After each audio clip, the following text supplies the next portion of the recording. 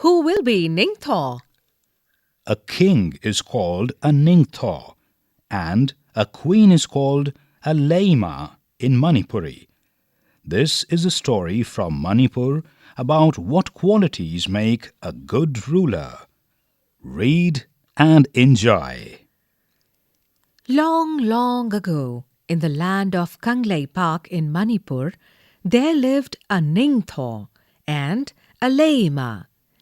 They were loved dearly by the people.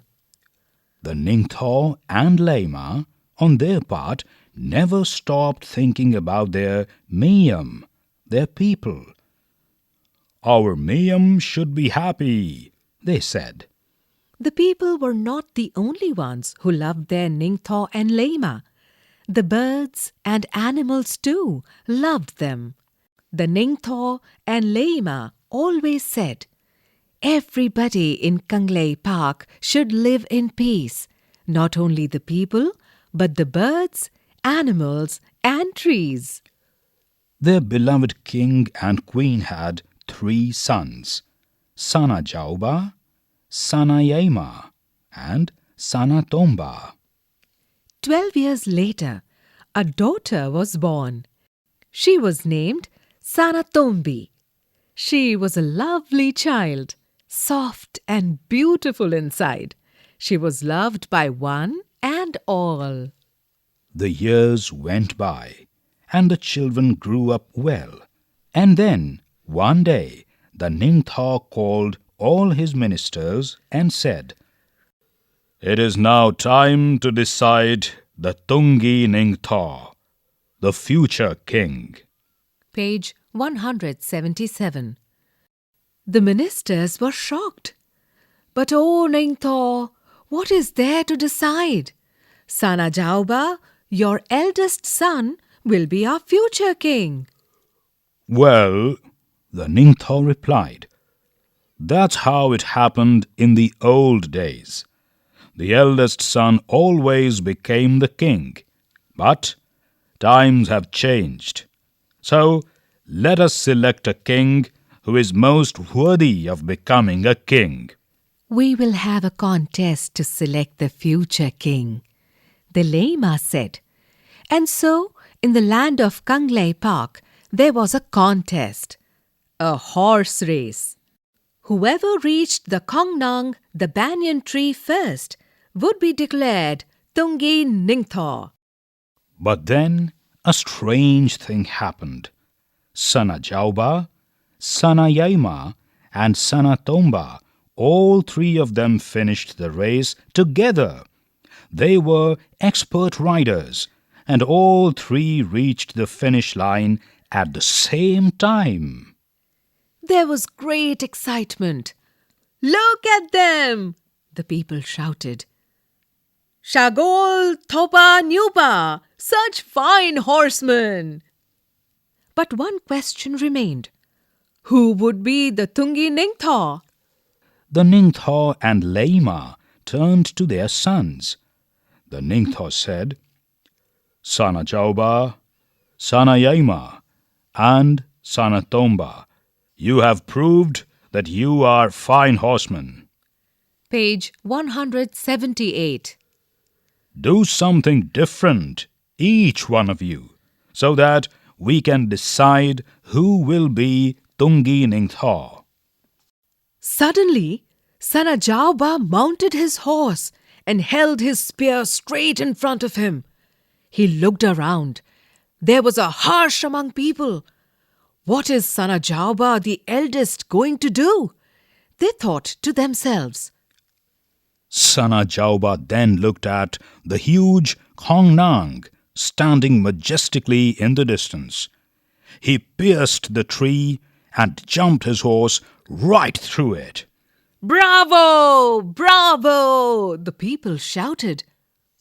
"Tauro! Tauro!" And then they fell silent. Now it was the turn of the second son, Sana Yaima.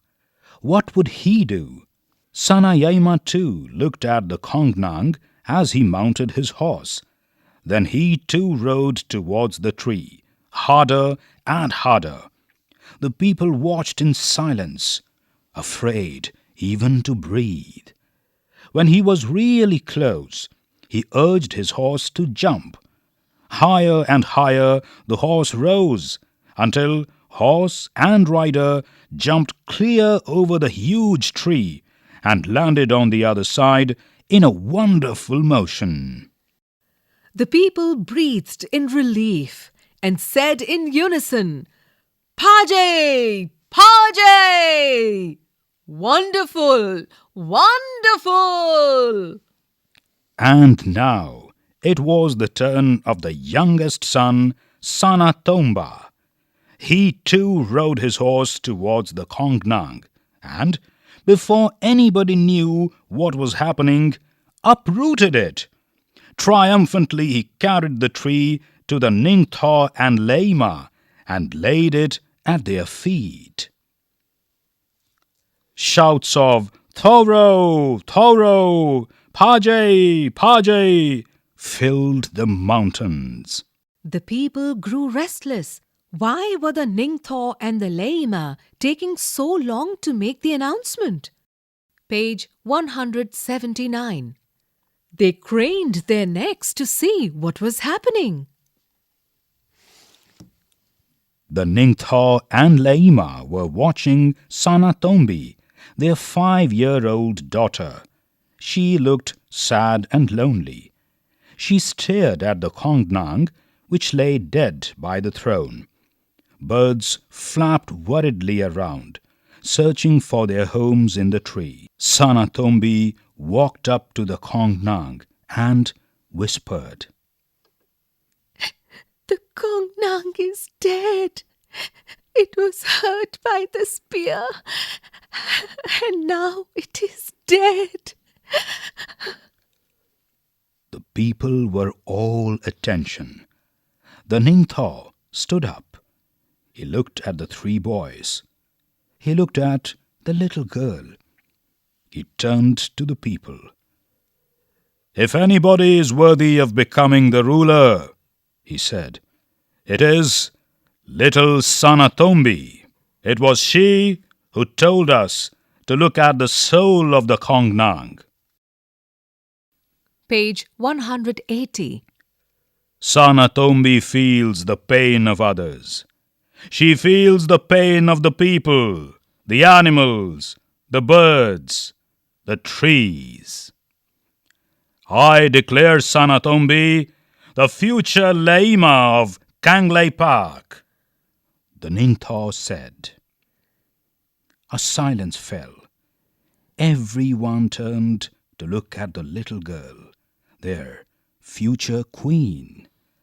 There she stood, all of 5, like a small Kongnang, with birds flying all around her. They sat on her shoulders and on her head. She held out her hands full of grain, and the birds flapped about her, pecking at the food. A Lama is one who doesn't hurt anybody in the kingdom.